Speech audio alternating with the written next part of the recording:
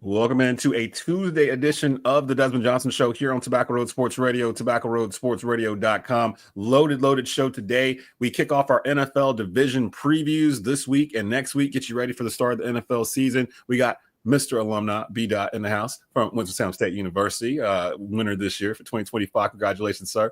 And the one and only Jaelen Gilkey in the house. They're going to help me with the NFC East, AFC East preview. A little bit right after them, Tar Heel Tribune beat writer RL Bynum will be in the house to start our ACC Big Four college football previews, starting off with Chapel Bill and the North Carolina Tar Heels. So we're going to get into all that and more. It's a loaded week. We got high school football starting this week. You know, we got you covered tomorrow with all that stuff going on. Two of the biggest games in the state we got for you, East Forsyth Glen at 7 on Friday. We've got Grimsley versus West Charlotte at 8 o'clock down at Bank of America Stadium. And wait. We are loaded. We are loaded. We are here. Busy season is here. Everybody's waiting. Busy season is here. Let's go ahead and roll that intro. It's the Desmond Johnson Show. Live with Desmond Johnson, son, the live is one. Represent NC to the fullest. Yeah, welcome to the Carolinas. Everywhere you go, the sky is Carolina blue, the finest. Live action, feedback, the city needs that. I've been number one, no cap. Here's the recap. Adrenaline is my addiction. I'm about to relapse. Step on the turf if you won't and get your weed whacked. I'm going harder than a martyr on the slaughter end. It's the heart of man, that's a rap like a cardigan. I'm breaking records, it's 4th and inches, I count the seconds. The over-under's my roar of thunder, my secret weapon. Yeah, the game is to be told. I don't break, I break modes. Follow me on Tobacco Road.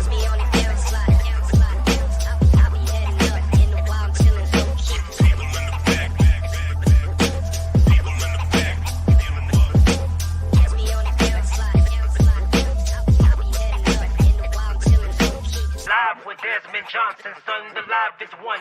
Represent NC to the fullest. Okay, intro. The first time you heard that intro? Yeah. I don't know. It had a little bop to it this time. That's the same dude, James Glenn, that actually does our high school football intro too. So, and actually, he just did this joint for us for East Forsyth. We do a sizzle reel like when they're practicing before the game. Yeah. It'll play like while they're practicing. And he did that over Kendrick's TV off that we put together over the summer. Without you know, man, you got to pay to play, man. And Des, he paying. So yeah. you got to pay to play. Now he got the blanket. That Manziel money. Loaded show today. Daht and Jaelen Gilkey in the house. We're going to get this thing popping real quick. NFC East, we're going to try to go rapid fire because I got a question for each team. And I know Daht, I know you're a Cowboys fan, so y'all probably going through it right now with the Micah Parsons stuff. So we're going to start off with them. Should Micah Parsons sit out this season if he doesn't get a new deal from Jerry Jones? Because that seems like they haven't talked in months, it feels like now. And Jerry Jones is counting like cafeteria conversations as like negotiations apparently with Micah. Micah sounds like if he's got to play this year, this might be the last year he's a Dallas Cowboy, like if it's underneath this parameter. But Jerry Jones has this kind of knack of doing what he's doing right now and then eventually signing the guy to over the amount that he probably could have signed him for 3 months prior. I'm going to start off with you, Daht. Should Micah Parsons sit out this season? Absolutely not. I got 2 words for all that. If I don't play this year, I'm not going to play another franchise tag, baby. And you know there's nobody knows how to use that like good old Jerry Jones. I do not like the way things are going in Dallas with this. And, of course, you know, when players stall and stay out like this, when they come back, they usually have a high risk of injury. So, of course, that scares me with Micah Parsons, seeing that, you know, he got a little banged up last year. But I think that they will get the situation resolved. I think that Micah knows he's an integral part of this defense. He does not want to leave Dallas. I don't really believe that. Like growing up, he always wanted to be a Dallas Cowboy fan. But I mean, he always wanted to be a Dallas Cowboy player. But the reality is sometimes when you go behind those smoke and mirrors and you see your idols, they become your rivals. Sometimes when you see your idols, they aren't as beautiful as you thought they were when you imagined them. So he's getting the realities of business. But I hope we can get this all ironed out because we need him that very first game versus the Eagles. I forgot to mention at the top of the show, the Desmond Johnson Show, brought to you by Head Realty Group, EXP. Nikki Rottweiler, our title sponsor for the year. Go check her out if you want to get into a luxury home or a little small home or whatever you want to get into. She'll help you out with all your needs over there. Jaelen, your thoughts real quick. Cowboys, can they even be a contender without Micah Parsons playing this year? Because if they don't have him, they were having problems tackling to begin with. So what's going to happen to them if they don't have Parsons? It honestly just depends on what your definition of a contender is. I feel like even if Dallas is fully healthy, I I still don't know if they have enough to get to where they want to go, which is back to the NFC Championship game, back to the Super Bowl, just because the defense for the last several years has lacked physicality, has lacked that actual ability to stop the run. And so when you're not able to stop the run, and it's evident against when you play teams like the Eagles that you're going to have to see twice on your schedule. It's evident when the Baltimore Ravens come to town and Derrick Henry, they run up and down the field on you guys. So when it's teams with real running games that come through and have their way against the Cowboys, I don't think Micah Parsons is really the answer to fixing that, because most of the games that I just mentioned, he was on the field. So I do think that it'll be detrimental to the Cowboys' record, because it'll never be detrimental to their bankroll, but it will be detrimental to their record if he's not on the field, just because of, he is one of the best in the game, and that's no denying that. So if Micah Parsons is not on the field, the Cowboys will feel it, but I still don't think, even if they're fully healthy, the roster that they've constructed at this point, I don't think is good enough to get to where they want to go, where B-Dot wants to see them. I will agree on that on defense. Offense, if they figure out the running back position, then they might be okay with CeeDee Lamb and George Pickens at wide receiver. If Dak can stay healthy for 17 games, the offense will score 30 points a game. It's just the other team might score 35. So, like, if though, with the Dak situation, just right, really shown. And then Dak he's the highest paid quarterback annually in the league, and it's $60 million per, something like that. Yeah, we fumbled that ball. No pun intended. But Jerry did the same thing. He waited till the last. Well, he waited it out, and then had to overpay him finally because the market shifted while he was waiting. And then, of course, Dak got hurt after he signed it. But yeah, now he's paying Dak $60 million and can't keep him on the field. But I want to keep moving. Washington. Let's go over to the Commanders real quick. Can the Commanders, they made it to the NFC title game last season. Kind of surprised. Jaelen Daniels' rookie campaign, one of the greatest rookie campaigns for a quarterback ever. Can they go to the next step with second-year quarterback Jaelen Daniels? And they got a situation, too. Can they sign Terry McLaurin? Because without him, is Jaelen Daniels a different quarterback? Let's start that one off with you, Jaelen. Yeah, I'll tell you what. You hate to see guys that have contributed so much to a franchise have to struggle with contracts like Micah Parsons, like Terry McLaurin, like Hendrickson up in Cincinnati. Like, you just hate to see these things. The guys that contribute the most, these cornerstone pieces, then they got to scrap and claw and fight for every dollar they feel like they're worth. But again, I don't know if Terry McLaurin is going to be, not signing Terry McLaurin is going to be detrimental to the Commanders. I mean, they already don't really have much of a threat at a number 2 or a number 3 receiver. I mean, people were talking to me about Luke McCaffrey, who showed to be a good special teams piece last year, but we haven't seen him contribute on the weekly on the offensive side of the ball. So to lose your number 1 in your second year as a starting quarterback, and possibly after coming off one of the greatest rookie seasons we've ever seen from a quarterback, I don't think that's a recipe for success to continue to build off of what it is that the Commanders were able to do last year after 20 plus years of being basically irrelevant. I don't understand why now we're pinching pennies and why now we're not trying to pay the guys that have helped, get to where we were at last year. I don't understand that. It doesn't make sense to me. And if somebody can explain that here on this panel, that'd be great. I have no clue. Especially Washington. They got new ownership. So it's like, they're kind of flush with cash. And it's not like Terry McLaurin is asking for a lot of money. I think he's asked for like 30. He asked for 33 M's a year. Like he asked for Larry Bird on his jersey and on the like, he asking for a lot of money now. Is that Justin Jefferson? No, Justin Jefferson got like 40, didn't he? I don't remember who they said. I don't think he wants to be number 1, but I know he wants to be the top 4 or 5 for sure. Like you just said, receiver. Like you were saying about Desmond, you got to pay to play. You dig what I'm saying? And McLaurin made some of the biggest catches and the biggest plays of a season that nobody was expecting, whether you're a Commanders fan or not. Now, yes, when you talk about wide receivers, they just added Deebo Samuels, and he's going to be really revitalized, trying to show that he still has some left in the tank. But you will be much better off with him and McLaurin versus just depending on Deebo Samuels, who once again hasn't showed that he can stay healthy through a complete season. I do think the tape will be out on Jaelen Daniels this year. There won't be any Chicago Bears Hail Marys where we don't know he can do these type things now, right? So I don't see him having a sophomore slump, but I do see it being a lot more difficult for him this season. I still think they finished second in the NFC East, right behind the Eagles. But I don't know. When you talk about can they do better than last year, can they go to the Super Bowl is what you're asking. And no, I don't. Much, yeah. And the expectation is set. Right. They did that on their own last year. And that's another team that really struggled stopping the run last year. Yeah. And again, when you're in the NFC East, you got to stop Saquon. You got to. Because you got to beat the Eagles at least once if you're going to win the division. Facts. In theory. Yeah.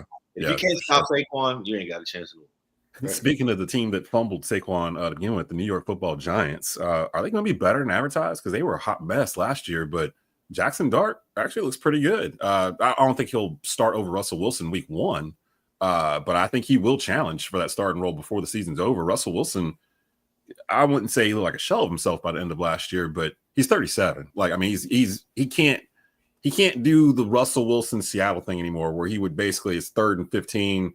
He does this in the backfield. There's 5 people chasing him like Pac-Man, and then he throws it downfield, converts it for 16 yards. It's first down. You're just like, come on, man. Like, that was his thing, and he can't really do that anymore. How long do you think it is before Jackson Daht is the starter in New York? I'm not really sure. Are they better than what people think? I'm not really sure, man. I think Russell is going to, again, he's in a position where he wants to show that there's still some left in the tank, and Russell Wilson still throws a great ball. And I feel like he didn't have a Malik Neighbors in Pittsburgh. He has one now, and that dude is a stud. You dig? And then what they can do on the defensive side of the ball with that front four, my God, with Tues and Carter and Burns, and like they are so stacked there. So they're going to cause turnovers and mismatches there. That's going to give them the ball in advantageous parts of the field. I think Tracy Jr. should be better off in the backfield and being a receiving back for them.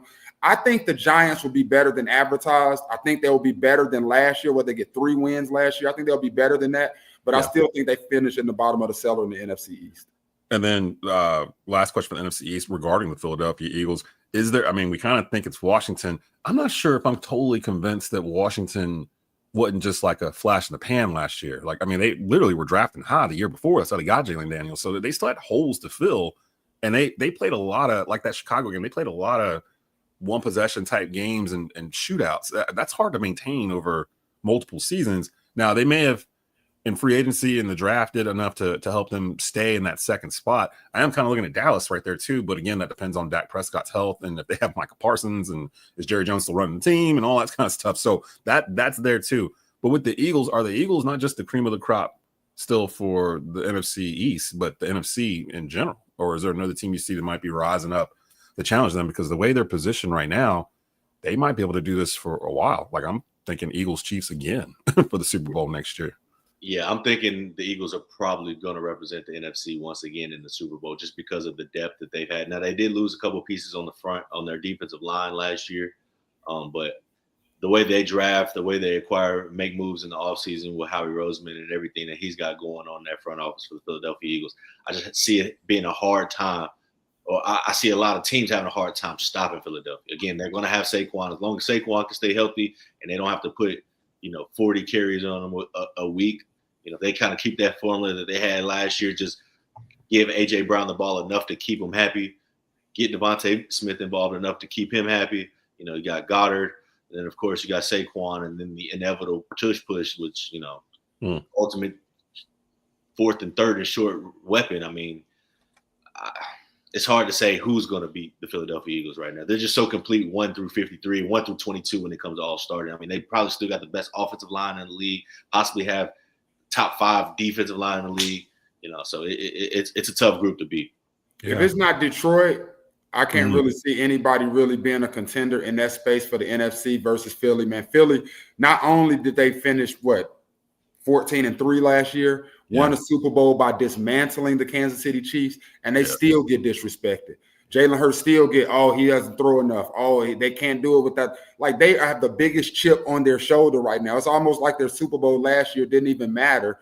So it's like, we got to do it again to prove to y'all that we are the most dominant team in the NFL right now. And I honestly think they're going to prove it, dog. I think so too. As it stands right now, August 19th, I'm looking around, and you mentioned Detroit. They potentially Minnesota, depending on JJ McCarthy. If JJ McCarthy turns out all right in Minnesota, I could see Minnesota continuing. Minnesota was weird last year because the only team that beat them, if I'm not mistaken, was the Rams. Pretty much, I think the Rams beat them in the playoffs, and then they beat them in the regular season. Yeah, and I think they lost to Detroit, and that was it. Like, pretty much, like, they motored through everybody else. So people aren't really talking about Minnesota. I'm kind of looking at Tampa Bay a little bit too. Like, people aren't talking about Baker Mayfield enough. Like, he has turned his career around, like, down in Tampa. They've won the NFC South the past 3 years. Yeah, and he's got weapons. So I'm like, people thought they were going to fall off when they start losing coaches and stuff like that. But even those teams that you named, man, like if you stack their rosters and their teams up beside the Eagles, yes, they are formidable opponents, but the Eagles are eons beyond those teams. Like Jalen Hurts and Baker Mayfield. Let's not. Like you said about McCarthy and Jalen. Like who's the running back? You talking about Bucky versus Saquon? Like, come on, man! Like that's great. These are great players. These are great players, but they ain't the Eagles, dog. Bucky Urban ain't jumping over people backwards in the middle of the field. And Bucky is tough. Like if he's open and you got your fantasy football pick, you grab Bucky immediately. Hey, I'm a Panthers fan. I'm well aware of Bucky Urban and the powers that he has. He's run up our back a couple of times already. So I can't wait to see him. So I was gonna do the AFC East too, but I kind of want to hold it and maybe do it like next week because we're already kind of up against it anyway. And I know that Jalen's got to get out of here. But any remaining thoughts about the NFC East? Any predictions you guys want to give in terms of any of the teams, any of the 4 teams that are in there? Yeah, I got one for you, Daht. You might not like this, but I think the Giants' record might be closer to the Cowboys than y'all want to admit. Wait, do you think the Giants are going to finish above the Cowboys? I didn't say above, but it's going to be closer than we thought. It's going to be closer than we thought. Goodness gracious. Well, we went 7-10 last year. Dak got beat up. We went 7-10. Do you think we do better? Because when Dak goes down, y'all still play decent. Yeah. Yes. But to your point earlier, we can't stop a nosebleed. Mm-hmm. Like we cannot stop the run, and teams know that. That's why we struggle against teams like Arizona when they come, like you said, Baltimore. Like any team that has a running game, you run straight at us, and it's tough. Now, if we can put pressure on you and make you pass, that's where you want to be. But that's the thing. That was a couple of years now, though, because remember that Miami can come to town and run the ball on y'all. Atlanta can come to town and run the ball on. You never know. Like if you could if you could stay in front of them chains, you got a chance to beat Dallas. Like Minnesota came and daggone. What's brother went play for Green Bay? Came 33. Came and went. Crazy on us. Like, if whoever you got as your fantasy football running back, when they play the Cowboys, you start him that week. He's gonna have a great week. Every single time. 130 plus. I'm trying to think. The problem is I don't know what Jerry Jones is gonna do. Like. Because if it was like nobody knows, Jerry Jones doesn't know what Jerry. He don't even know. Yeah, like he's just playing. He's the only 80-year-old I know that's got like multiple radio shows, podcasts, weekly, like all this other stuff. His team's worth $9 billion. They're probably the most, if not the most valuable franchise in sports besides the Yankees in American sports. And the Lakers. Yeah, and the Lakers just sold for what, $5 billion, something like that, $6 billion. $5 billion. And he seems like he wants to be the GM still. And it's like, just step away, man. Like, your son is there to do this. Why are you putting yourself in the middle of this? And you're causing so much ill will going forward. So even if you do get a deal done, it reminds me of when it happened to Emmitt Smith. They had just won in 92, and Emmitt was holding out. And he literally missed the first 2 games. They lost them both. Jerry finally comes to the table, pays him. And that press conference, like that week when they're sitting there, if you go and look it up on YouTube and look at Emmitt Smith's face, like he just got signed back, but look at his face. He's just like so angry that they had to go through this in the first place, but they should have did it months ago because Jerry was so stubborn. And I feel like he's doing the same thing right now. But there's a sense of entitlement that comes when you're rich. Yeah. And then there's a sense of entitlement that comes when you're white. But when you're rich and you're white, woo, there's a sense. Hey, Rod Funderburg this weekend, he brought it up on the Saturday show. He's like, Tony Romo didn't go through these issues with his negotiation. Troy Aikman didn't go through these issues with his negotiation. Des Bryant did. Des Bryant did. T.O. did. T.O. did. Like all everyone else did, but they did. Larry Allen didn't. Larry Allen did, actually. Yeah, he had to hold out. So we'll just leave that right there. But I'm going to get you guys out of here. Might try to get y'all next week. We'll do the AFC East, depending on where y'all are. I know both y'all are busy guys. So shout out to y'all for coming through.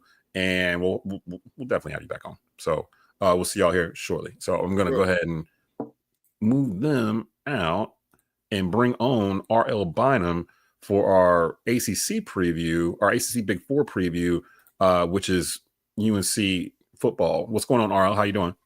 Doing good. How about you? I'm good, man. This busy season is here. Like, this is my opening week of busy season. Like I mentioned with the fellas earlier, high school football starts this week. I've got East Forsyth Glen Friday night at 7 on Tobacco Road Sports Radio, and we've got the big one, Grimsley and West Charlotte down at BOA in Charlotte at 8 o'clock. But want to talk about Bill Belichick and the North Carolina Tar Heels here as we start our Big Four previews. Now, RL, I mean, there's a lot of eyeballs on Chapel Hill this season because of Bill Belichick arriving in town. I'm sitting there looking at the quarterback situation because I'm kind of close to it. Freshman Bryce Baker played for East Forsyth here in Kernersville. I'm close with him and his family. I don't know if he's going to be able to play this year because he's got a quarterback competition in front of him. Who do you think will be the starting quarterback week 1 versus TCU, and why are you leaning that way right now? I think it's got to be Gio Lopez. You consider the amount of money he's going to be making. I mean, they're not paying all that money for him to transfer to Carolina to sit. So I think he's the likely starter. But, he's got challenges because he's got to build chemistry since he didn't arrive to Chapel Hill until after spring practice. But you also have Max Johnson, who recovered from the horrific injury. And that's been an amazing story to hear some of his stories after that. But I think those are the two likely to see a lot of playing time. But then again, last season we came in with Max Johnson as a starter. He was gone in the first game. And they're playing the third string, the player who was the third string a few weeks in. So you never know because of injuries. But yeah, I got to think it's Gio Lopez. He's got that Lamar Jackson vibe. Really good running quarterback, a left-hander who can keep people guessing. So I think he's the guy. Although when we've asked Belichick, he's really tipped his hat. And when he's asked any questions about personnel, he doesn't say much. So that checks out, though. He was like that with the Patriots for 20 plus years. So, the injury reports and all those kind of games that he would play there. So we probably won't know until we get to that Saturday who's going to actually start at quarterback. I'm sitting there wondering, how do the Tar Heels replace running back Amarian Hampton, a kid I've watched since high school, over 1,600 yards last year. He's now in the NFL with the LA Chargers and head coach Jim Harbaugh. What do you think the plan is there? Are they going to do it by platoon? I know a lot of this team is brand new. I think they had more turnover than any other team in the country. I think it's over 60% of the roster. It might be more than that that's been flipped over with new recruits and transfers. What does it appear to you is going to be who's the lead back here? Or is there one? Will it be a running back by committee? I think it will be a running back by committee, but you have to keep in mind that's what Bill Belichick has often did with the New England Patriots, is play a lot of running backs. But I think Davian Goss, Bullet, is probably the starter, but there are a lot of other talented backs in the room. You got the Michigan transfer Benjamin Hall, who's supposed to be a really physical back. And we saw what Caleb Hood did in the Wildcat in the Fenway Bowl.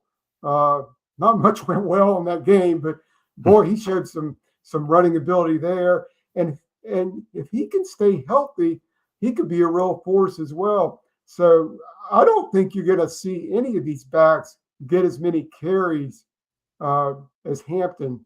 I think it's going to be spread around. And obviously, Belichick likes running backs who are good at pass protection. Whoever that is probably going to get more time as well.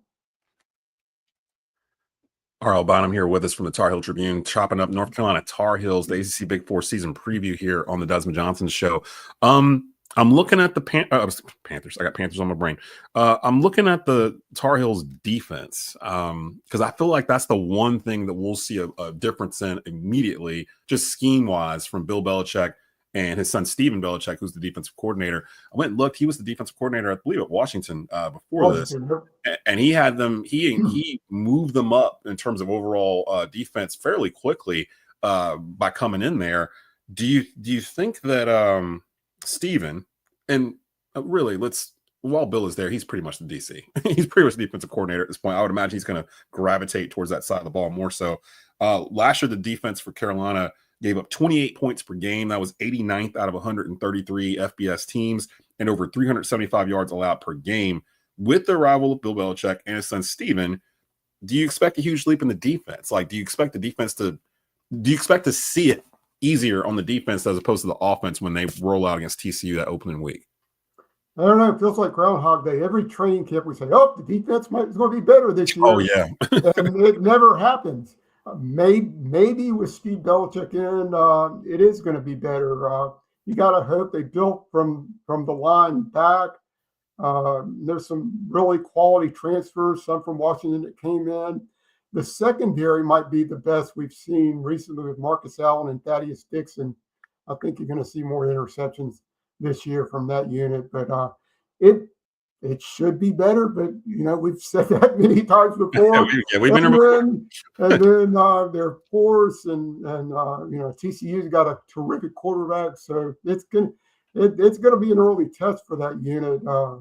And the other important thing is the way that Belichick offense probably runs, it's not going to be a team that scores a bunch of points. So you're going to have a defense that's better than it's been in recent years. I do picture like rock fights because I felt like that was the Patriots for pretty much every year except for 2007, 2008 when they were undefeated and Brady was throwing 50 touchdowns. You had Randy Moss and Wes Welker. Like you had no choice but to kind of just like go. But other than that, for the most part, they kind of played dink and dunk, ball possession, run the ball, don't turn it over, don't lose the game, like that kind of thing. And I think that's what's throwing people off because they're looking at the kids that came in that transferred in, and there aren't really any huge names that pop off the page when you look at them. You go, oh, I can't believe they got this guy or that guy or whatever. Most time you see it and you're like, who's this? I think it was really more depth and finding the kind of guys that they wanted to fit into the system because they're trying to turn it into a pro style program for the most part. And for the most part, they're getting there. We'll see what the product looks like on the field, but I was looking at their schedule, RL, and it's pretty friendly to them. TCU week 1 at home, Charlotte week 2, Richmond at home week 3, and then they go on the road to take on Central Florida week 4. What's realistically in your mind? What would be a good record for the Tar Heels after week 4? Looking at that slate. Obviously, they get past TCU. They could be 4-0 heading to an open date before Clemson. Are you ready for that world? Are you ready for a 4-0 Bill Belichick-led Carolina to be leading, get up and first take, and everyone's going, Right. That first game is really important, and that could easily be a loss. TCU is going to be tough. But if they get by that, 4-0 going to Clemson, and you got to keep in mind that the schedule is so forgiving. They're like 6 or 7 almost sure wins. Yeah. I mean, Clemson's the only team in the preseason top 25 that they're playing, and they're only playing 2 teams that are picked in the top 10 in the league, that being Duke and State. So it's not gonna be a tough schedule to navigate, and hopefully, but the important to get Austin Pulaski back on the offensive line. He's out until early October. Luckily, that's that soft early part of the schedule, and for the Tar Heels, they have to hope that he's back in time for Clemson because they're going to need as much of that offensive line at full strength as they can when Clemson comes to town. We had David Glenn. He's my co-host every other week on Tuesdays last week. And Chris Lee from WRL was on with us. And we were talking, and there's a clip that's floating out that we had put out where DG had mentioned, between the ACC Big Four, it's really rare for them to have double-digit wins. I think NC State's only had it once. Duke's only had 1 double-digit win season. Wake's had a couple, and Carolina's had a couple more than Wake. Do you see this as a potentially double-digit win team? Like, is that too far out there? Considering the schedule's soft. Well, I don't even say soft because it's college football, but it's manageable for an ACC team to go through. They only see Clemson, really. They haven't beat State in 4 years. And then, of course, Duke. Duke's been recruiting very, very well in State. I know a couple of kids from this area. They're over at Duke right now. Can Carolina get to, 8-4, 9-3? 10-2? That doesn't sound right. I mean, it really amounts to throwing darts for anybody to try to predict how this season is going to go because there's so many unknowns, so many new players. They got to mesh. It's the answer to your question is I think 8 or 9 is possible, but we really don't know until we see them on the field. And it really feels like it might not be until the 2026 season, assuming Belichick is still in Chapel Hill, that the full Belichick effect comes in, because you got a talented class of 2026 coming in. And then, unlike the last offseason, he'll have 2 full transfer portal windows to mine the talent from the other schools. So, I understand the anticipation, the hope, and everything coming in, but it's I just don't know how good this team is going to be.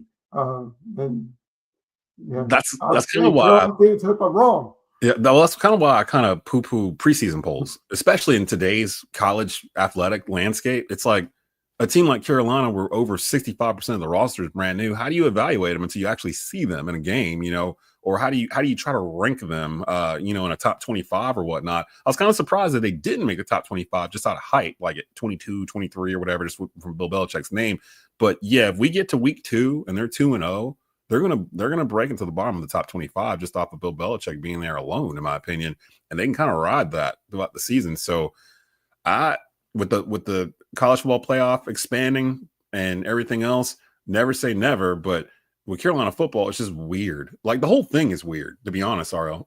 Like the whole thing with him being here is just weird. The whole situation, but we've come to terms with it, I guess, and we'll see what happens as the Tar Heels take on TCU. That's next week, actually, next weekend. So we are only like 12 days away from college football action. We're going to get out of here. Again, tonight, actually, check out Tobacco Road Sports Radio at 7:30 p.m. live, tobaccoroadsportsradio.com. It is the 7th season premiere of The Nest with East Forsyth football head coach Todd Willard, Jair Richburg, NC State commit, and Isaiah Evans will be the guests. Rod Funderburk is your host. We're live from J. Peppers in Kernersville. Come on out and enjoy it. Watch the show live. It's the longest running coaches show in the Triad for high school football, and by far the largest. So come out and join the party.